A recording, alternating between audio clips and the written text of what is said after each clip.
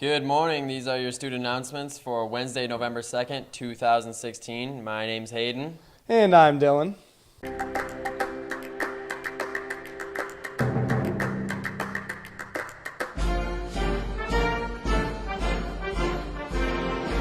And happy birthday to the following that have a birthday today: Jeffrey Hitchcock. And Stephen Milstein.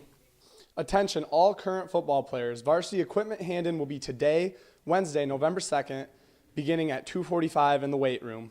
Please turn in all school-provided equipment such as helmet, shoulder pads, practice, and game apparel, including military classic jerseys that were not purchased. Varsity players will be voting on individual awards tomorrow once equipment is turned in. You must have all of your equipment turned in order to vote. JV players' equipment hand-in will be this Friday, November 4th, beginning at 2:45 in the weight room. Your equipment must be washed and cleaned in order to be accepted. Thanks, Coach Mims. Alma College will be here next Monday, November 7th. If you would like to meet with the representatives, sign up in Ms. Volk's office. Tryout for girls interested in playing basketball this winter will begin on Monday, November 7th. All girls in grades 9 through 12 should plan on attending tryouts on Monday and Tuesday from 3 to 5 p.m. in the high school gym. Anyone planning on trying out must have a completed physical on file in the athletic office. Physical forms are available in the office and at chesanangathletics.com under the Athletes Corner link. You like that clip that Mr. Smith did yesterday? Well, here's another one. Welcome back to The Political View with Mr. Smith.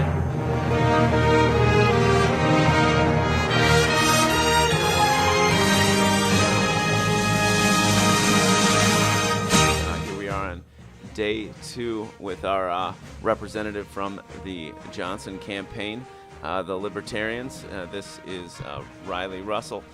Welcome. All right, well, I guess we should just dive right in, huh? So, first question, mistrust between the government and the people, stemming from many things, perhaps starting 50 years ago in Vietnam. That's a long time, 50 years. How are we going to build trust? We're just going to get right back into the basics. Accountability, honesty, efficiency, transparency. Okay? The government needs to be honest. They need to be efficient. They also need to be transparent in their affairs to the public. They also need to be held accountable when they do something wrong. All right, yeah, that's good. Good answer. All right, so we have been fighting a war on terror for 15 years, right? So what do you plan to do with this war on terror if you become president? Is this going to be something that you're expanding? Are you going to be going to war in Syria? What are you going to do? Terrorism isn't just confined to one nation. It's a group, and it's spread out throughout all over the world. So we need to pull back from those foreign nations. We need to get less involved. We need to be more defensive on our end. We need to stay focused on our affairs and just protecting our affairs. We don't need to get involved in terrorism in other countries unless it directly affects us. All right. So, and with that, then, it sounds like you might be pulling back a little bit. One thing I've been asking the representatives is we've got this huge military budget, larger than the next 7 countries combined. Are we going to expand that budget, keep it the same, or pare it back? We're going to put a 43% reduction into the military's budget. That's a large reduction. Now, you say that, but it's actually only going back to 2003 funding levels, so it's not the end of the world. We're still going to have the military. We're just focusing more on the defensive end as opposed to the offensive. Okay. All right. So let's move on then to something that might be a little more near and dear to our students, right? Everybody's getting ready for college out there. They want to know how they're going to pay for it. There's all kinds of students out there with student loan debt. What are we going to do about that? Do we need to make college free? Should the government be bailing out these students? What are we going to do? You know, rather than the typical libertarian stance, which is the government is responsible for the student loan crisis, we're going to leave it to the government because they're the ones who messed with that. Now, by offering loans with artificially low interest rates, Gary would consider making interest rates on student loans even lower than they already are, because if the Federal Reserve can bail out big banks, why can't they bail out students? You know? So that way the loans can get paid back because they're at lower interest rates. You're not paying as much over the years. And so the decision lies at the federal level. Now, however, Gary does believe that guaranteed student loans from the government is what's causing high college tuition, because you're getting this money So college is like, well, if we're getting it, we might as well raise it so we can get more. Right. Okay.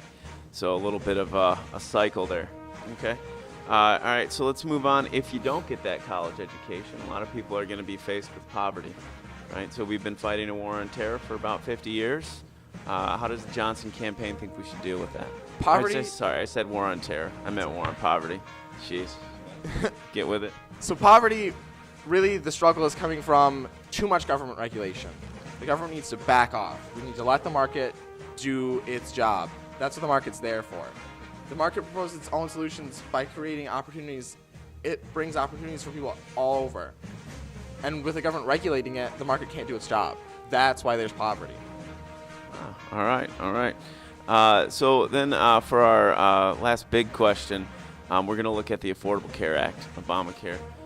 What is the Johnson's campaign proposal for dealing with Obamacare? Are we going to take this, to a deeper level? Are we going to go to a single payer where the government's taking care of all of health care, or are we going to kind of pare it back, repeal it? What do you think? Gary's going to throw it out. It's not good. It doesn't work. And really, it just goes back to less government involvement. We need to let the private sector handle insurance, because not everyone needs the same insurance because it doesn't work for everyone.